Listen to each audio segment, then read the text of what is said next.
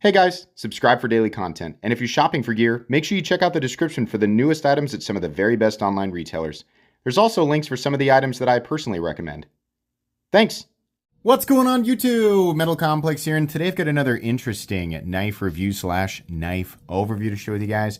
This is the Civivi Incindie. Now I'm sure you guys will notice right off the bat, wow, that's a super duper fancy blade. Yeah, this is the Sanmai version, the Sanmai Damascus version of this knife.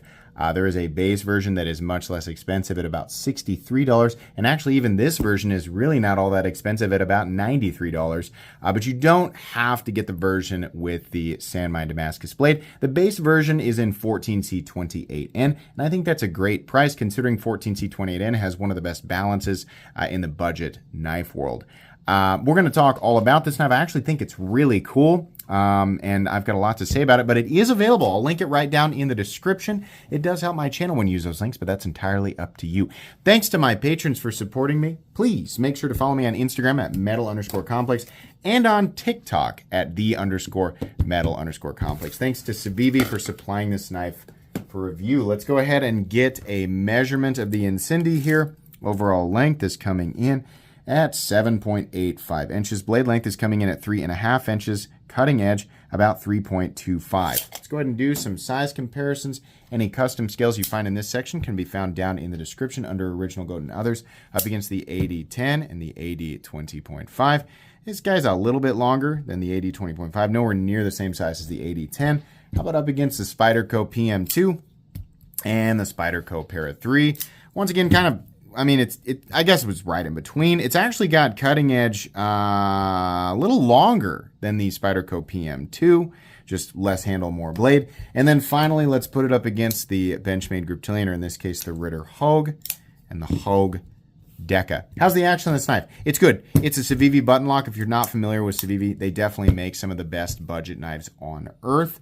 I will say that while I don't have a problem at all with their button lock models, right? They will withstand or stand up to like minimal spine tapping, right? That's all the more I care about on this channel because I don't do a lot of spine impact stuff personally, and I know the vast majority of people out there don't, and I don't think this knife was intended to stand up to any type of abusive things. But Civivi, all of their button-operated stuff is a simple plunge lock. A lot of the budget knife world is moving on to button-operated liner locks, which in general are more reliable. And companies like Vosteed have moved into button-operated compression locks, which are substantially more reliable. I would love to see Civivi evolve their lockup gang, like their locking mechanisms, right? I feel like there's room for some innovation there because they've kind of like blocked themselves off to just like creating different knife shapes that are liner or button locks.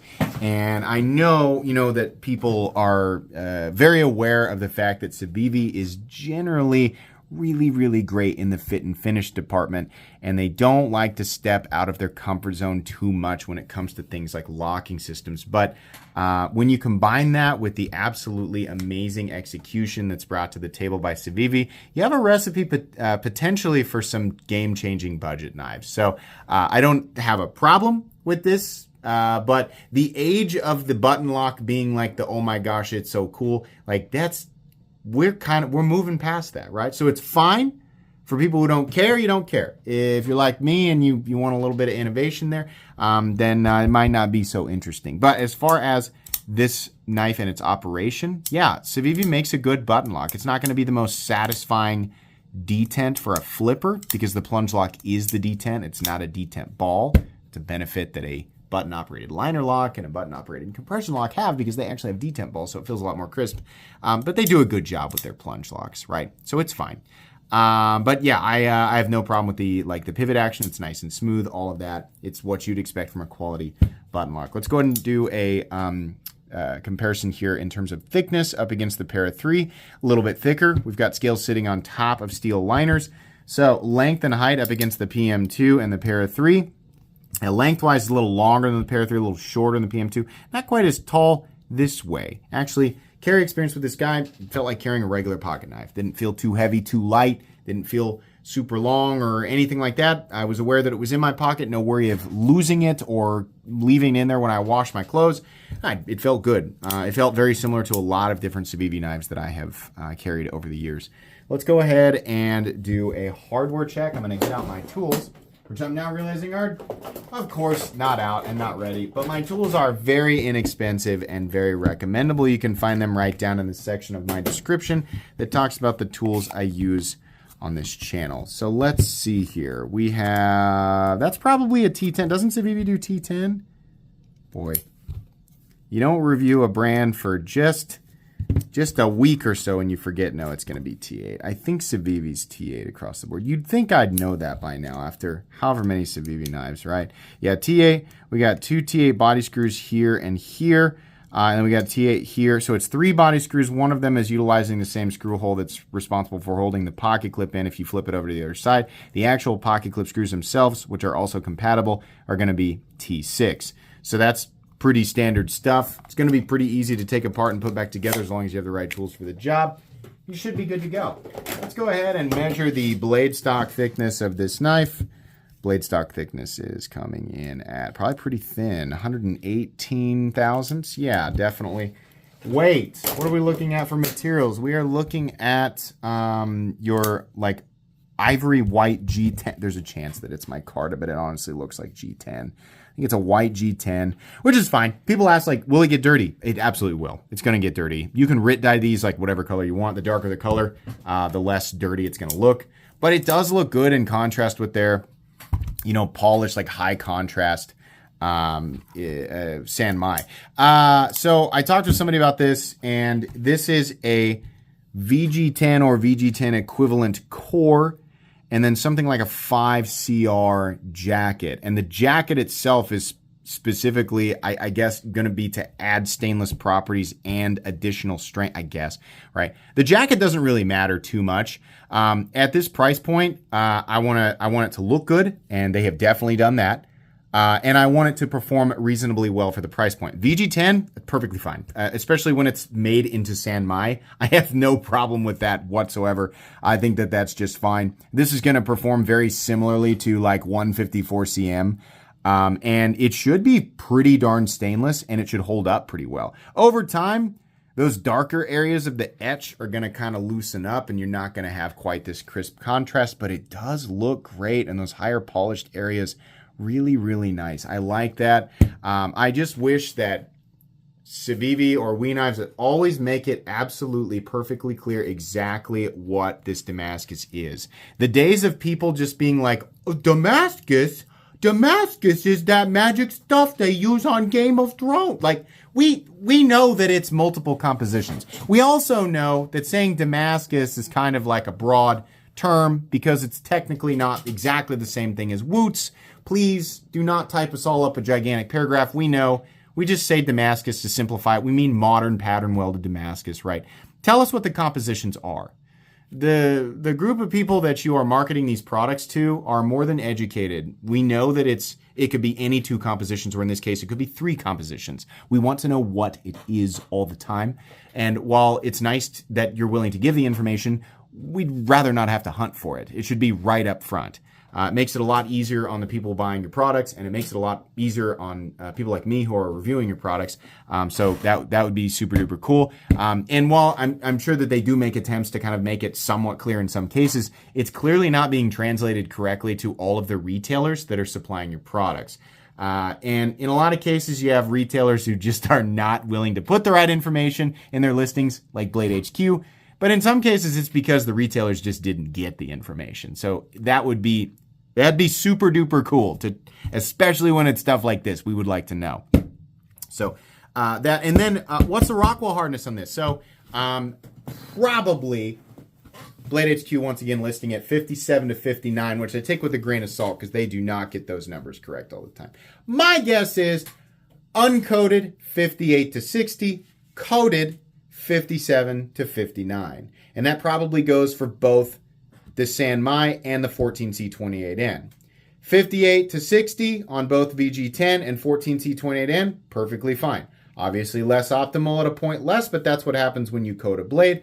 I would not like to find out that it is all 57 to 59 because I think even for a budget knife and with materials like VG10 or 14C28N at this geometry, I think that's a little bit lacking, right? We still want our blades to perform the way that we expect them to, and so I would hope that it's a little bit higher. That'd be my guess, and that's just after handling so many Civivi knives and looking at those little, they have those little fold-out books that gives me every last teeny tiny little detail from the manufacturing end.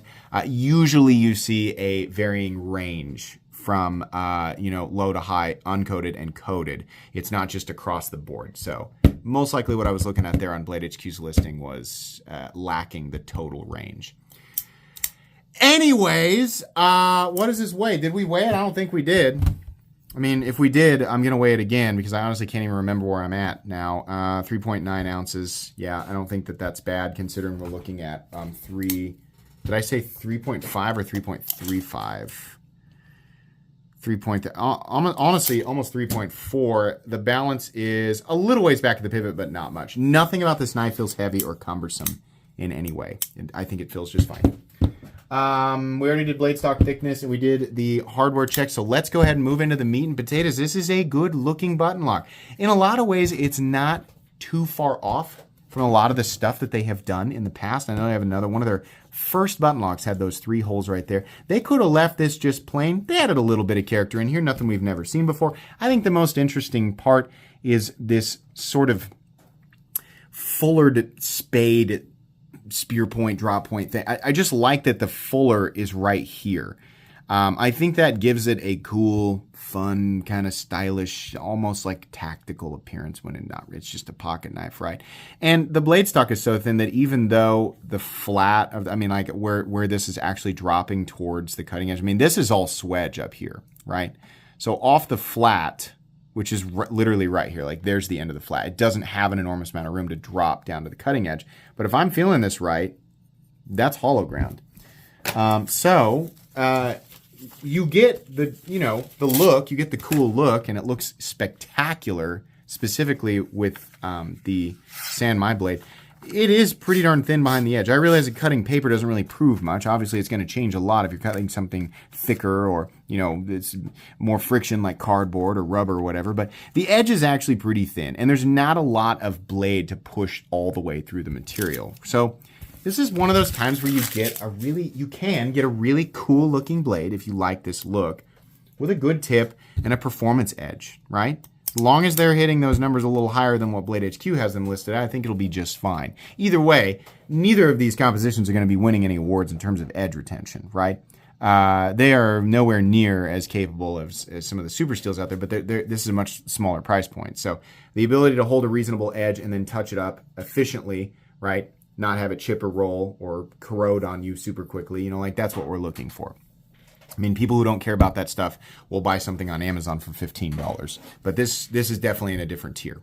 So ergonomically, pretty good. One issue, you guessed it, it's the pocket clip, which they won't fix.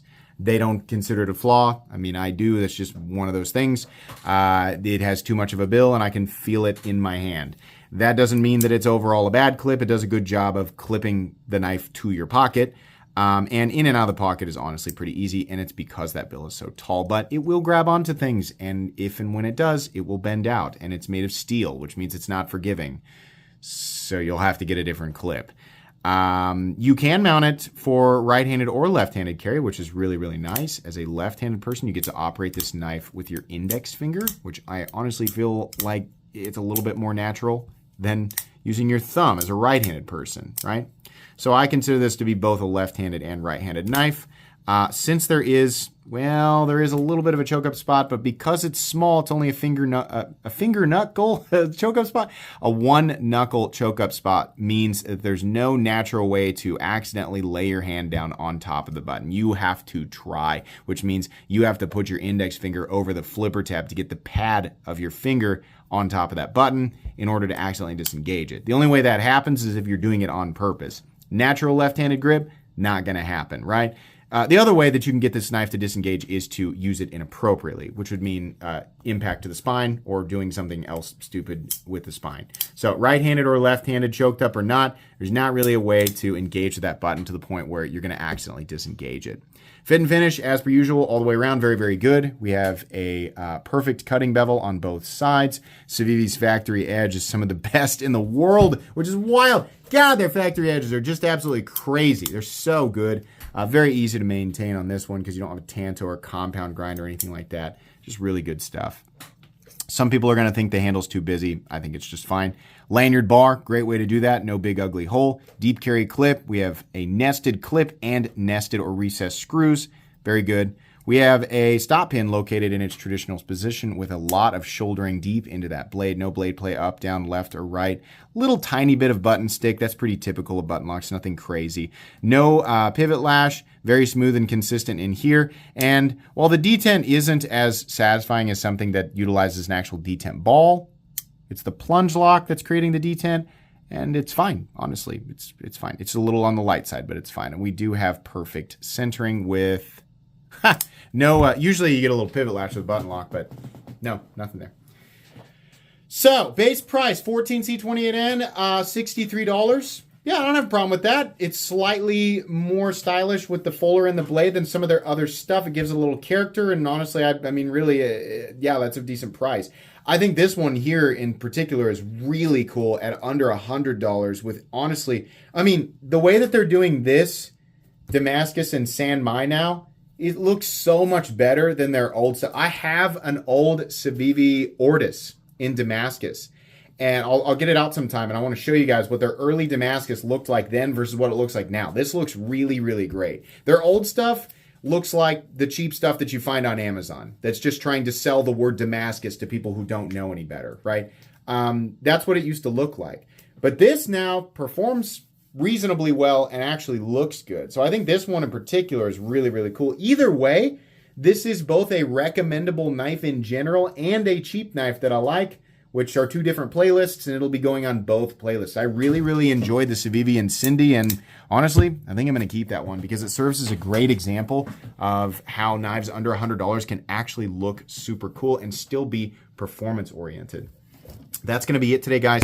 This knife will be linked down in the description. Please make sure to follow me on Instagram at metal_complex. If you enjoyed this video, leave a like. If you'd like to check out my other content, I do, of course, have lots of videos of knives that are either expensive or inexpensive that I do or don't like, so check those out. And if you enjoy all my content, go ahead and click on that Metal Complex logo right there and subscribe because there's definitely more coming. Thanks again for watching, everybody, and have a great day.